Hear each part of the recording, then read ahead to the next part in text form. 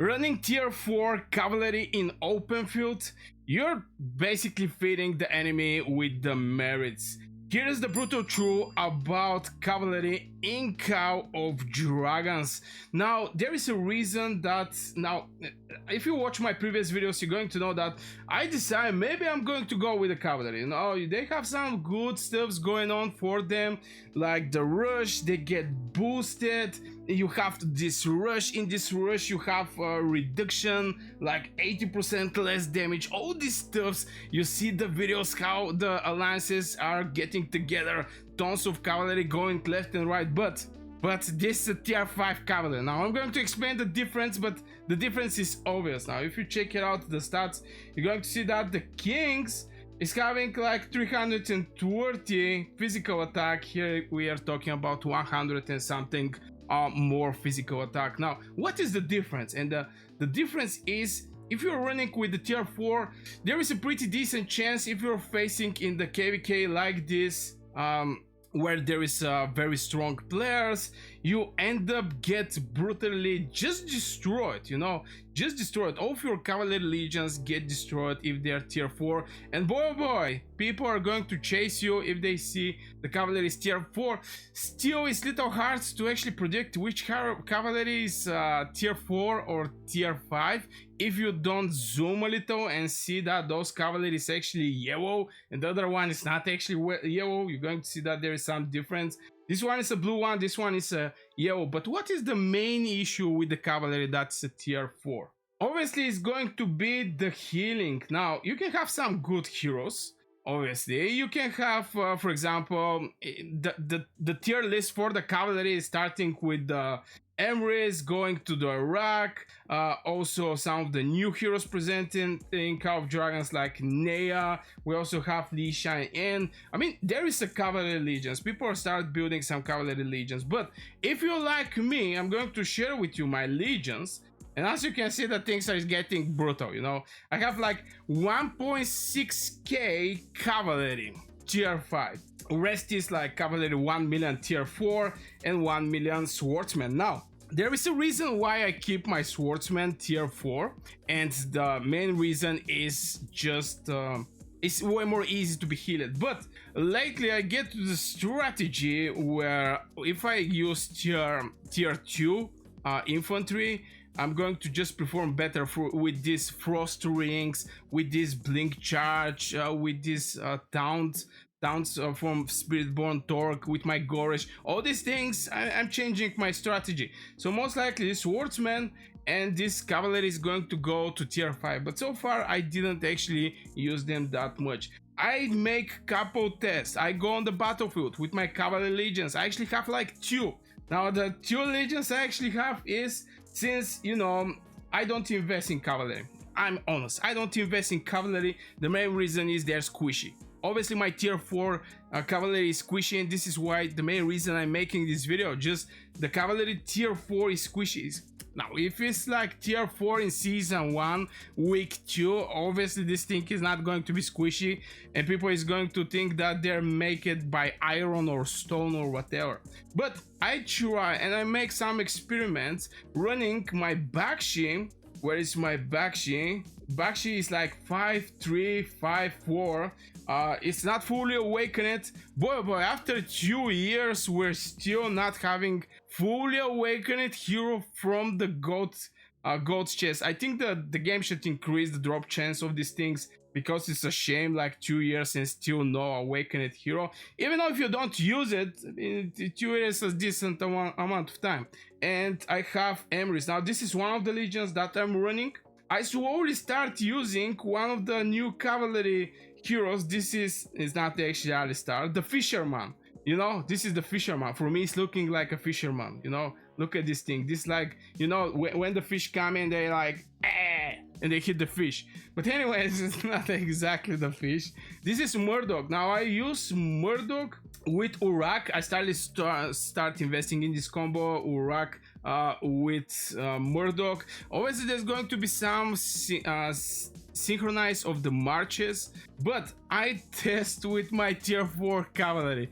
Boy, they disappear extremely fast. Now, how you can actually win in situation like this? Well, the main way is you just catch somebody out of guard.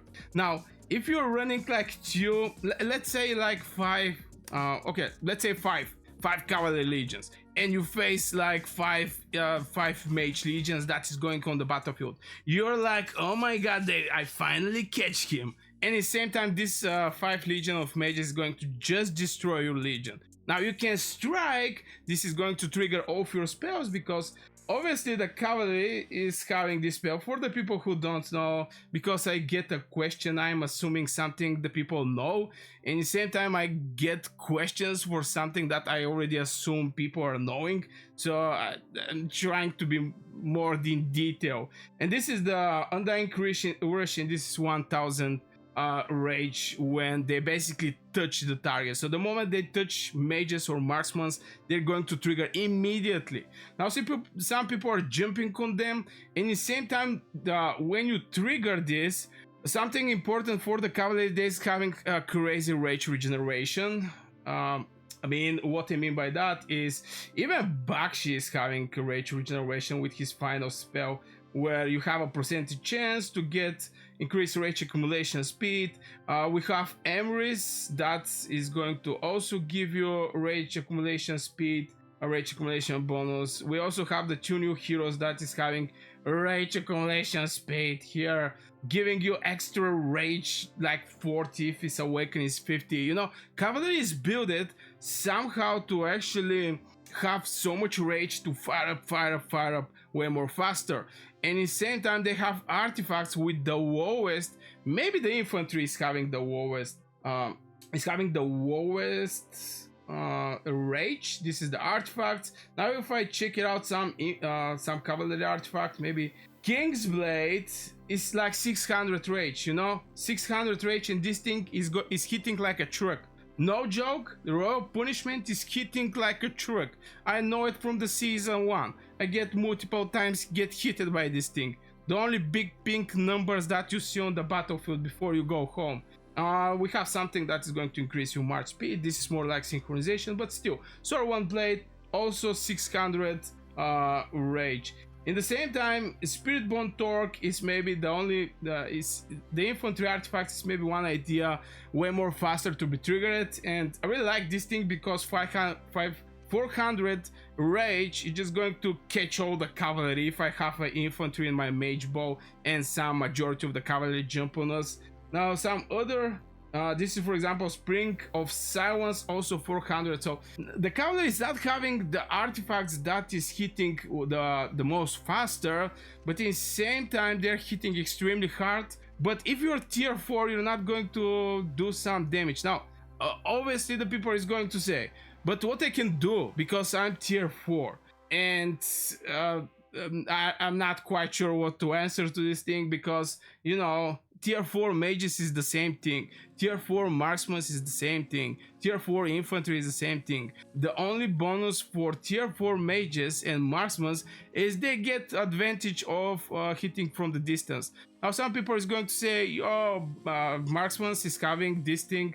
If they don't have long range warfare, they're basically useless, but at the same time they can actually kill the infantry that is on the front lines in the safe distance from the mages. So, you know, but yeah, from what I speak with some cavalry players, just the tier 4 cavalry is not that much for a solo fighting. Now obviously if you have eagles and you go around the map and you kill gathering heroes, you may actually, you know, make some merits, but the game nerfs so much merits from donkeys that I'm not quite sure even this thing even deserves my attention if I want to go. And I was Spring Warden, and it's so hard, especially if you end up in the season when there is a turrets, you know, it's a little hard, okay?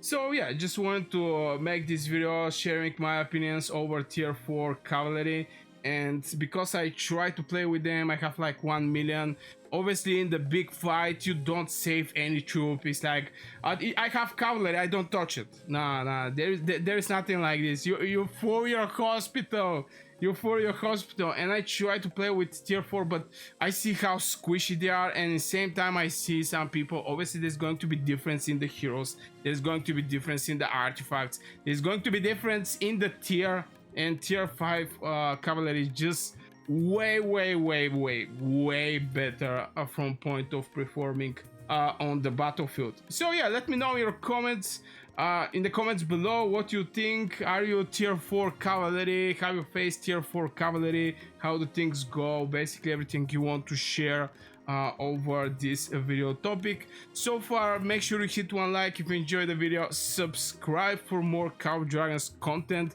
and if you're new here, I wish you a great day and see you in the next video.